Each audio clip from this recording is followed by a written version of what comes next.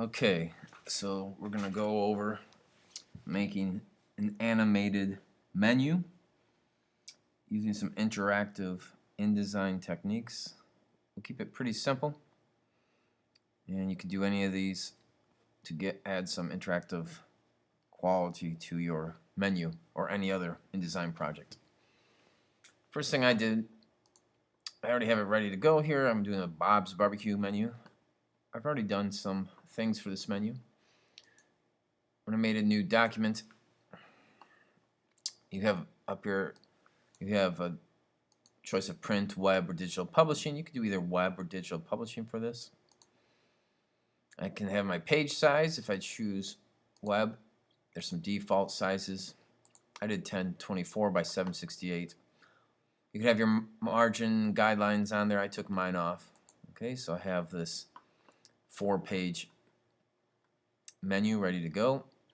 I did not do facing pages. I did one page at a time. Here's my pages window. You can see my 4 pages here. And I'm going to click on my master page. I'll double click on my master page. You can see I have a master page set up here. And if I click up here, I can choose digital publishing, and it'll bring up some of these animated window choices, menu choices. I could also go up here through window interactive, and there's a lot of the same choices over here. We won't use all of them, we'll just use a few of them. Okay, once again, window interactive, I can access some of the interactive windows here, buttons and forms. Or I could choose digital publishing or interactive PDF. Either of those will bring up some of your interactive elements here. Okay, once again, I'm on my master page. So I put a background on my master page. And you can see that I've made 2 triangles here. I'm going to make those buttons in a little bit. I put that background texture in the master page and those triangles, which automatically place it on all these other pages. You don't have to do a background texture or image, but I wanted to. Okay. What you should do though is do 2 buttons on your master page that will carry through to all of your other pages. These are going to be buttons that we can use to turn the page of our menu. Okay. Right now they're just shapes. I used the shape tool to create these shapes. Added a outer glow effect. You can make them look however you want. You can do triangles, circles, any other shape. You can even use text. I'm going to click this shape, and I'm going to go to my buttons and forms window. Once again, I got that out of Windows Interactive Buttons and Forms. There's my buttons and forms. I have my triangle selected, and I'm going to click this first drop down. I'm going to make that a button. Now that it's a button, I could name it something. I'm just going to leave it named button 1. And I could tell it when the action is going to happen, on what event. You could leave it on release or tap. I'm going to say on click. You could do any of those choices underneath there you want. I'm going to say on click. And what do I want to happen? That's the action. I'm going to add an action. I want it to go to next page. Now when the user clicks on this, it'll go to the next page. Well, that gives me a couple other choices here. Here's my appearance. Under the appearance section here, I have my normal appearance, and I can do a rollover effect. So if I click rollover, I can do a rollover effect. And I can treat this just like any other InDesign shape. I can do effects on it, change the color, things like that. Well, I'm just going to change the color of that button to red for that rollover effect. I want to make sure I click back on the normal appearance, so that's the appearance that it goes to by default. Okay, now let me click my next button, my next triangle here, and I want to make that a button. Once again, in the buttons and forms window, type, I want that to be a button. I could give it a specific name. I'm just going to leave it button 2, and I want this one to go on click, and the action I want to be go to previous page. There we go. I'm going to save, and that should carry over to all my other pages. Let me go to my first page, and we'll do some other interactive options. Okay, next we're going to do some simple animations. I can click on the word Bob's, Actually, I'm going to start with the word barbecue. I'm clicking on this word barbecue I have in here. These animations will work on images, text, anything. So I'm going to click on the word barbecue, and I'm going to open the animations window either over here from the side or window interactive animation. There we go. With that clicked, I'm going to choose an animation. It's going to call it barbecue. I could change the name if I wanted to. And there's a whole bunch of preset animations here. I think I'm going to do fly. Let's see what some of them look like. If I click on them, fade in, it should show me a little example here with this butterfly, what's going to happen. Well, I'm going to do fly in from left. And once again, it shows you what's going to happen there. I can say how long it takes. I can change the duration here. I'm going to ease it in, ease it out. I think I'm going to ease in, which makes it a little more natural when it comes in there. And when do I want this to happen? By default, it goes on page load. I could do a couple other choices here. On click, unroll over. I'm going to keep it on page load. There's other properties I can adjust. The actual, I can do a scale change, rotate, all kinds of other changes while this is fading in. I think I'm going to keep it just on the selection I made, fly in from left. Okay. Now I'm going to select Bob, the word Bob's, and I'm going to do an animation on there. And I'm going to say fly in from top. And I'm going to take my image here. Make sure you're selected on the actual image. On my photograph of this barbecued chicken. And I'm going to do an animation on there. I'm going to say fade in. Okay, I'm going to save everything, file, save. And then I can, in InDesign you can preview this. It usually works pretty good by clicking this, and most of these interactive menus has this little TV or monitor looking icon here. I can click that.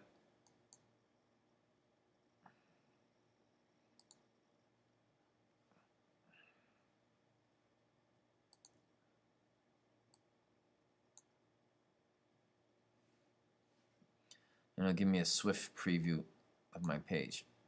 I can make that window larger. And let me play that again.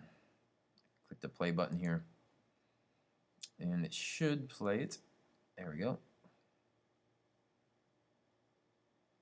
Sometimes it takes a second to catch up. Okay, so there it has my little miniature of my page. It shows me animations. And I think they look pretty good. I can close that preview window. I can always come back here if I want to make some changes, reselect these different elements, and do some changes to the settings here. But I'm happy with the way they're working now.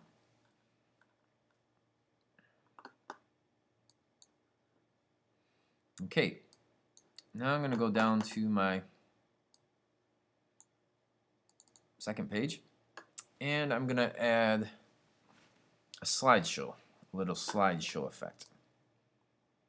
We do this in 2 steps. We select the images we want to be in a slideshow and make those an object state, and then we create some buttons that will let us toggle through or go through the slideshow or slider. So I have my 3 images already loaded in here. I'm going to pile those up.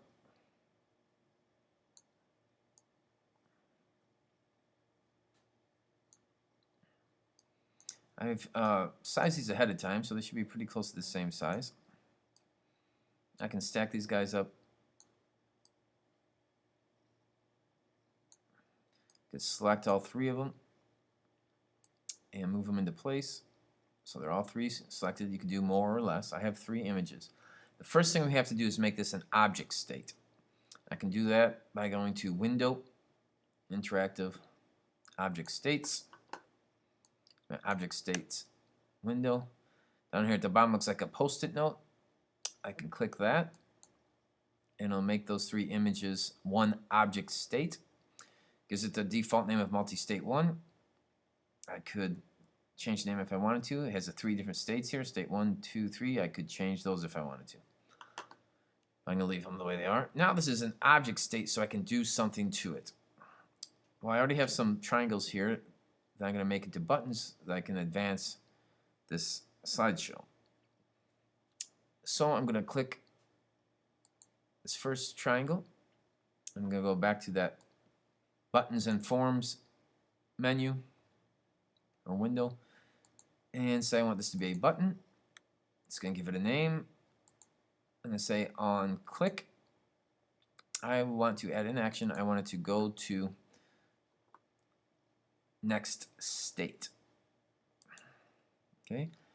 Dreamweaver or InDesign is going to sense the states on that page. The only state I have there is multi-state 1. If I have more than one state on there, then I could select them here, but I only have multi-state 1.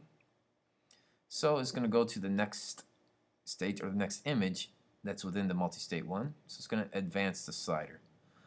Let me do a rollover effect here.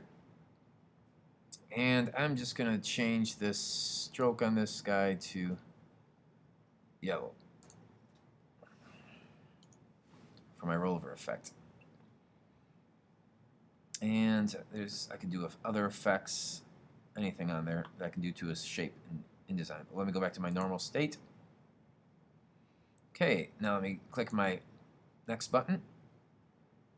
And this is going to be a button. It's going to be called button 4. I'm going to say on click. I want it to add an action, go to previous state. And I'm going to do a roller effect on that guy. I'm going to do the same thing. I'm just going to change the stroke to yellow. Okay, and make sure I'm back. Click that guy and make sure I'm back on normal for the default view. I can save this. And once again, I can preview this by clicking this little button here.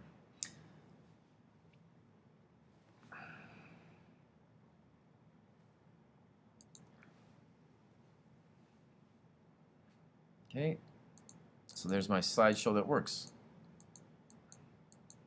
A rollover effect on my button, and I'm going through the slider.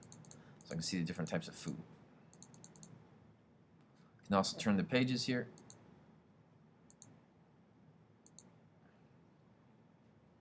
And that'll work once I get this all saved. Alright, let me scroll down here. We'll do another slider, another little object state. Slider. So I have 3 more images here. I'm going to stack those up. Beer, wine, and spirits. I'm going to select all 3 of them by clicking off and dragging over all 3 of them. And in my object states window, I'm going to click this little post-it note looking icon down here, or page turning icon. Make that an object state. It's going to call it multi-state 2. There's a state 1, 2, 3 are the 3 images on there. Now I can position that slider where I want it. And I could add buttons to this one to make it toggle through the images. Or I could select any other item out here to affect this slideshow.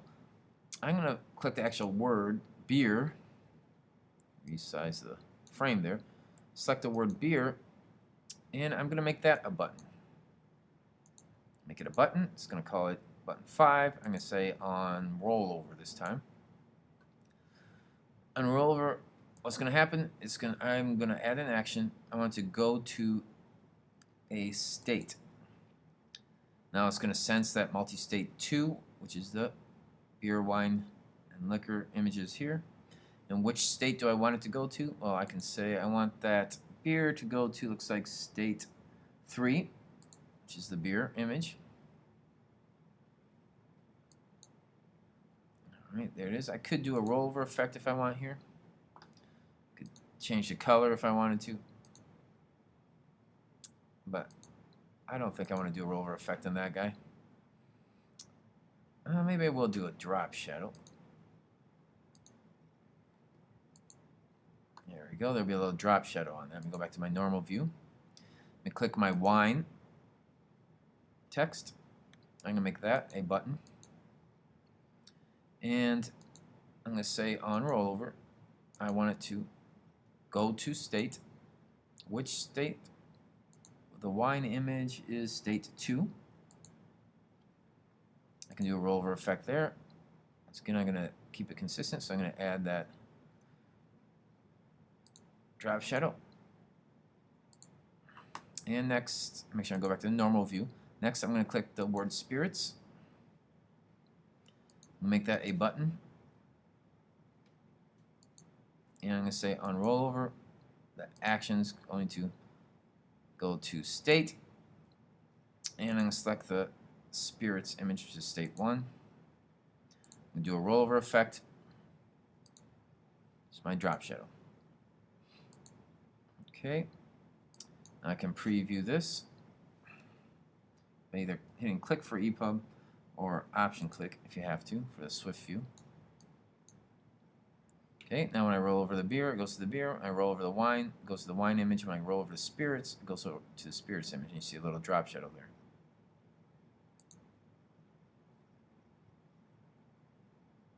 Okay, good. Save this. Looks like I may have forgotten my rollover effect on my master page. So let me go back to my master page. This button here. I made it a button. It's going to previous page. I forgot to do the rollover effect. So I'm going to add the rollover effect here. And once again, I just made that image red for the rollover effect. Go back to my normal view. There we are. Save this. Now I got quite a few interactive elements here. I saved it. Now I'm going to show you how you can publish it. When we save it, it saves it as an InDesign file. And you can always open that to make changes later. But if I ever actually want to use the interactivity or view the live interactivity, then I can save this as an interactive PDF. The interactive PDF may not let some of the animations or videos work. Another way to save this is as an HTML and Swift file. And that's what I'm going to do now. So I'm going to go to File, Export. I should have a pop-up window here. I'm going to save this as Flash Player SWF or Swift file. That will also let me save it as HTML at the same time. Flash Player Swift. Save. And I should leave everything pretty much the way it is. I want to save all pages. I also want to generate an HTML file. I want to go ahead and open that Swift file automatically so I can view it. Keep the size 100%. I can change that if I really wanted to. And I want to include an interactive page curl. It's a pretty cool effect, the interactive page curl. And I'm going to say OK. Should take a second to export everything, and it'll should open the HTML file.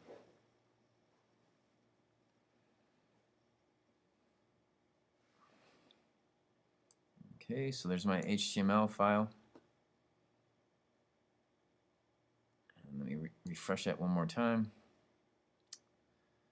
So that barbecue slides in, Bob slides in, then the image slides in. I have my rollover effects here. It's like it's not working. This guy, I have to come back and fix that.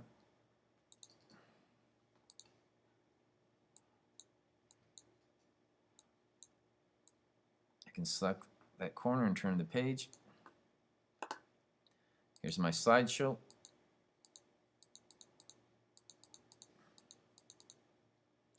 Go to the next page. Previous page, next page. Hover over the beer, shows me the beer image, the wine, and the spirits. Our last page was blank. And once again, there's the cover again with the simple animation. Okay, so that's how you do some of the basic interactivity. We'll come back and do a few more things in the next video.